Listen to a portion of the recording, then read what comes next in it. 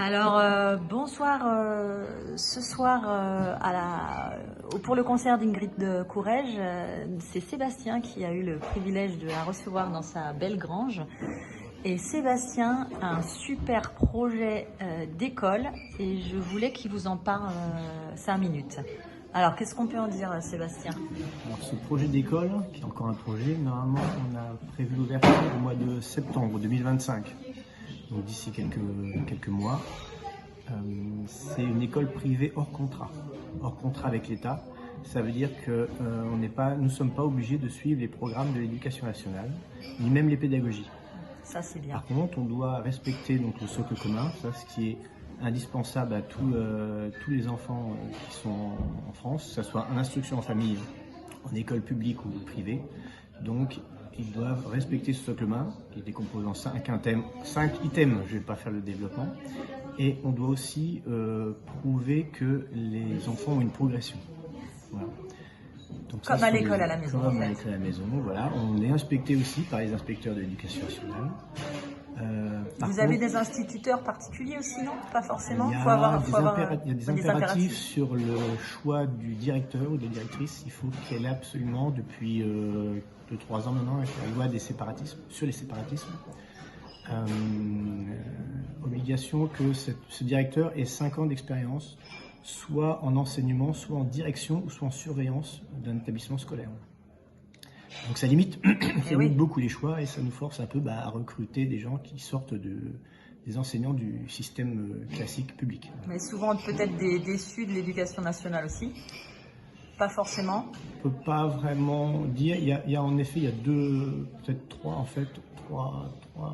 types de familles qui seraient intéressées par ce type d'école. Déjà des gens qui veulent une éducation alternative plutôt que d'être assis toujours toute la journée. Des enfants ont besoin un peu plus de bouger, de s'exprimer ou d'avancer à leur rythme tout simplement. Donc il y a une volonté entre guillemets politique ou pédagogique de la part des familles. Ensuite, il y a des gens qui sont vraiment déçus du système scolaire. C'est pas des mots en l'air, il y a juste à regarder un certain nombre de documents, le rapport PISA, même certains rapports des sénateurs, qui expliquent clairement, qui montrent clairement le niveau scolaire qui est en chute libre. Et après, des familles, ça a été mon cas il y a quelques temps, c'est-à-dire que c'est des familles qui cherchent à protéger leur enfant parce que leur enfant est en danger, soit par du harcèlement, soit parce qu'il n'est pas bien à l'école.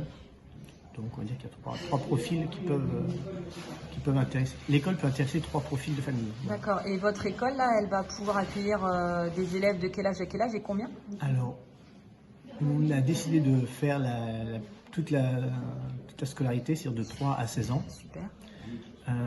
En nombre d'élèves, actuellement, on est limité à 17, juste pour les normes de sécurité, mais il ne faut pas beaucoup d'efforts pour changer. Par contre, dès qu'on aura plus d'élèves, il y aura plus de moyens, donc on pourra faire les modifications pour accueillir plus d'élèves. Mais pour l'instant, actuellement, c'est 17 élèves maximum de 3 à 16 ans. D'accord. Et ici, à Chassignol, dans l'Indre, dans le 36. Voilà. Incroyable. C'est superbe comme projet. Et vous avez combien de familles d'intéressés là? En fait, pour l'instant, qui ont décidé vraiment de s'inscrire peu, parce qu'ils attendaient qu'on ait trouvé une directrice, ils attendent un certain nombre de choses. On va dire qu'il y a potentiellement 10-12 enfants qui sont soit en instruction en famille, soit à l'école publique. C'est un bon début. Qui peuvent être intéressés.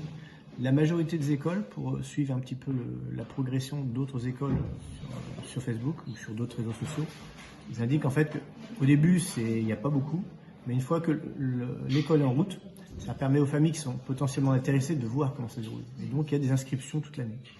Nous, d'ailleurs, on peut inscrire les enfants à n'importe quel moment de l'année. Ouais, parfait. Aujourd'hui, les familles, vous pouvez changer d'école, à condition que ce soit du public vers le privé ou privé vers le public. Oui. Parce que si vous restez dans le public, il y a cette notion de carte scolaire, donc vous ne pouvez pas mettre votre enfant là où vous voulez. Ouais. Voilà. Ouais, super. J'ai répondu à la question. Très bien. C'est très bien. Eh ben, on vous souhaite beaucoup de succès dans votre projet. Si ça vous intéresse, sur la chaîne l'Alouette TV, donc qui est notre petite chaîne à nous qui cherchons, nous cherchons à mettre en avant les gens, monsieur et madame tout le monde qui ont des projets comme le vôtre. On va avoir un pôle instruction-éducation où on va montrer toutes les formes d'écoles alternatives qui ne sont pas forcément liées à l'école de la République. Voilà. Et on va déjà là, par ce petit message, parler de votre école. Et peut-être qu'un jour on viendra vous voir. Et du coup, une fois qu'elle sera mise en route, et puis ça nous permettra. Je peux même vous envoyer vers d'autres écoles qui sont comme nous, qui sont soit en projet ou soit qui fonctionnent. Ouais. Moi, j'ai pris depuis quelques années, en fait, je suis déjà toutes les écoles qui sont alternatives, comme ça, privées hors contrat, qui sont à moins de 100 km autour de Chassignon. Et il y a déjà des liens qui se créent. Ouais. Ah, c'est super.